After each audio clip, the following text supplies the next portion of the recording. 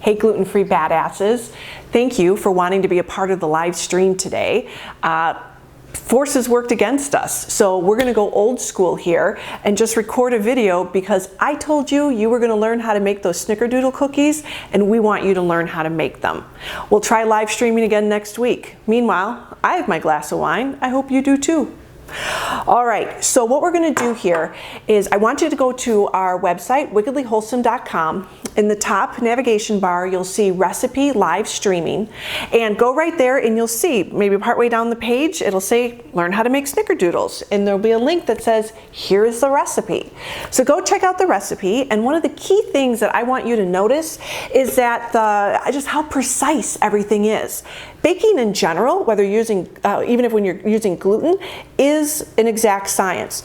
But when it comes to gluten-free baking, particularly gluten-free cookies, it's a very exact science.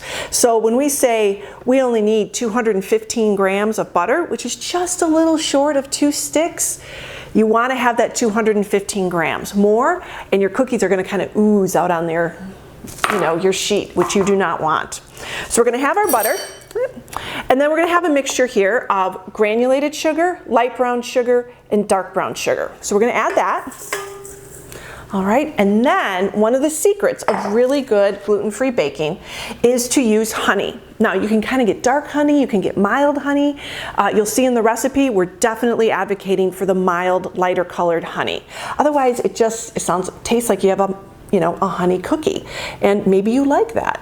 But in general, we would like our Snickerdoodle flavor to come out.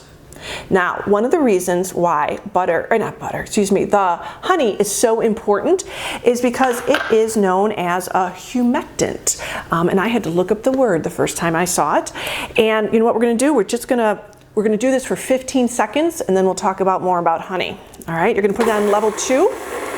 And we're just going to put it on for about 15 seconds. I actually recommend pulling out your phone and timing yourself. Right now, my phone is being used by my beautiful daughter while she is watching some really cool videos. So we're going to do this for 15 seconds, and then I want you to take a look at this. All right, can you see how this is sort of a thick paste?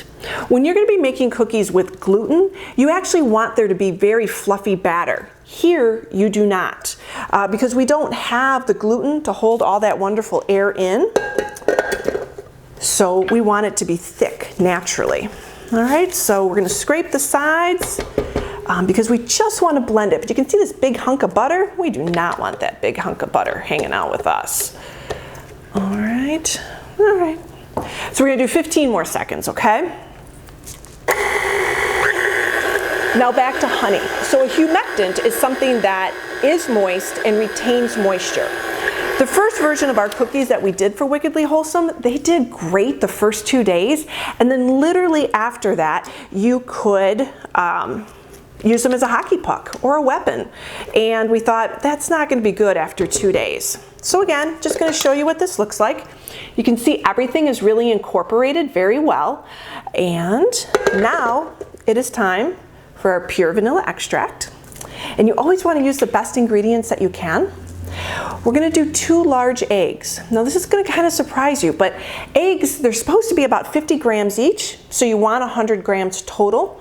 But if you have too little, your cookies are going to be kind of dry. If you have too much, they're going to just spread all over the place. So if you find that you put 2 eggs in there and you've got like 105 grams, take out that extra 5 grams. All right, and if you're a little shy, crack open a little egg and put a few more drops in. Again, I know that is very precise, but your cookies will give you what you want. All right, so we're going to do this again for another 15 seconds. Now, you might be asking, why are we sharing a recipe with you that obviously we're selling in our store? And the reason is sometimes you want to be sitting in your recliner with your glass of wine and have cookies delivered to you. And sometimes you want to be in your kitchen with a glass of wine making cookies.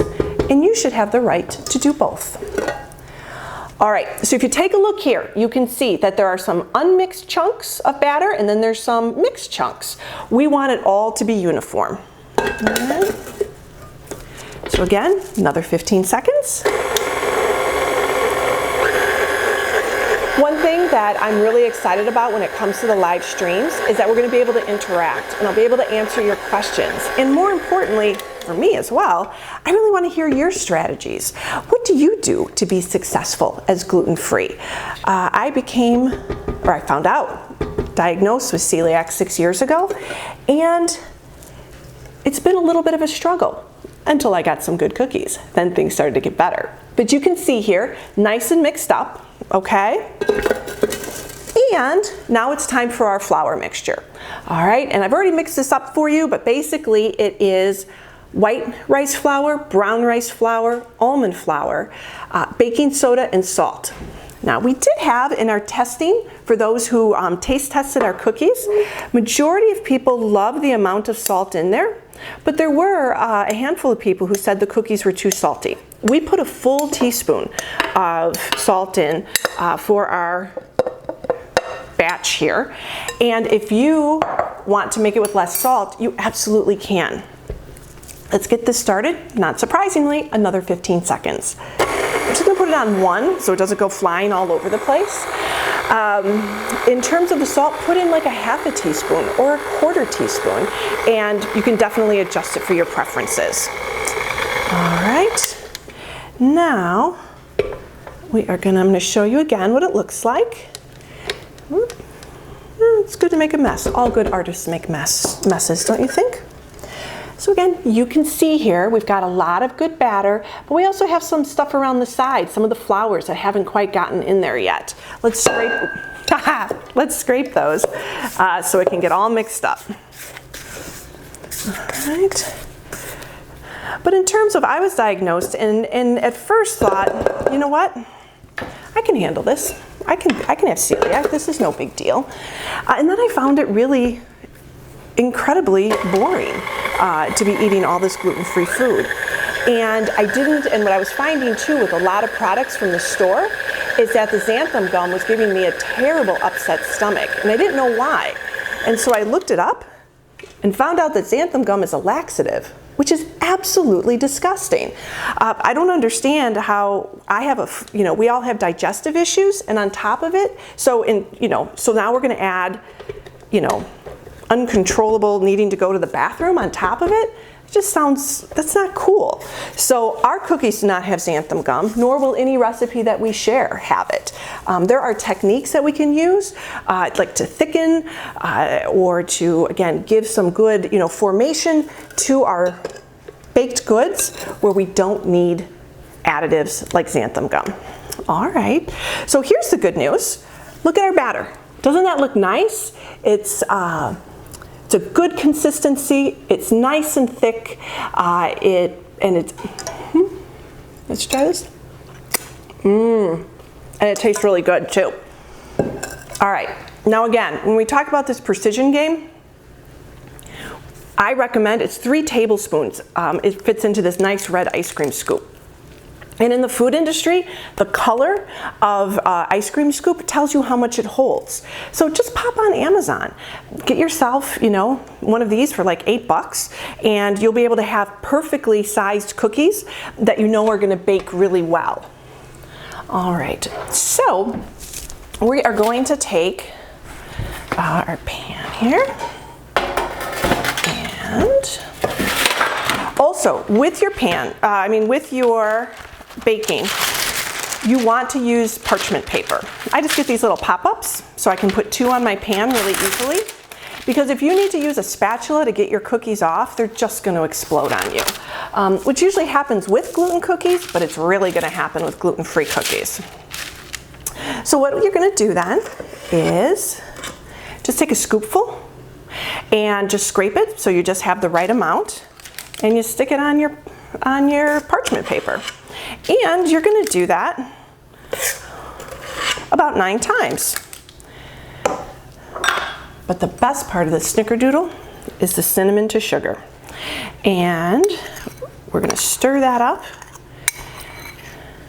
And when I stir things up like this, when it has to be with so much good sugar, I can't help but think of Def Leppard's Pour Some Sugar on Me, because that is indeed what we are going to do to these wonderful cookies.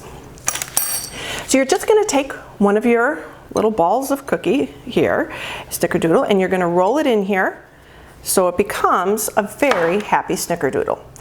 Now, it can end up sort of a strange kind of shape.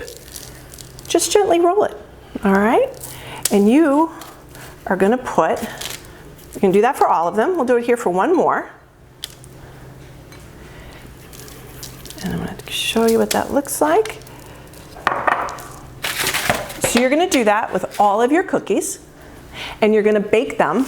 And I'm gonna say to start with about 13 minutes at 350 degrees, and just start to take a look at them. You are going to want them to be a little crisp on the edges, and the top, you don't want the top to look wet. You just want it to start like it's looking dry. That's when you know your cookies are just perfect and ready to have. And then you will get Snickerdoodles like this, that not only you will want to eat because you may be gluten-free, but other people in your family, whether they're gluten-free or not, are gonna want them. Oh my gosh. What I think the best is about the ones here at home, they retain that crispy edge. So you have the crisp and the soft in the middle. And the cinnamon and the sugar. I think I'll just keep saying for the rest of the evening. So here's the deal. If you make these at home and they turn out wonderfully, take pictures and post them and show everyone what a badass baker you are. If they don't quite turn out the way you want, take a picture of them, email that picture to me with your phone number at maureen@wickedlywholesome.com. We'll set up a time to talk and we'll figure out just what didn't quite go right, because little things can really make a difference in your baking, and I want you to have the best cookies you've ever had. I wish you a wonderful week.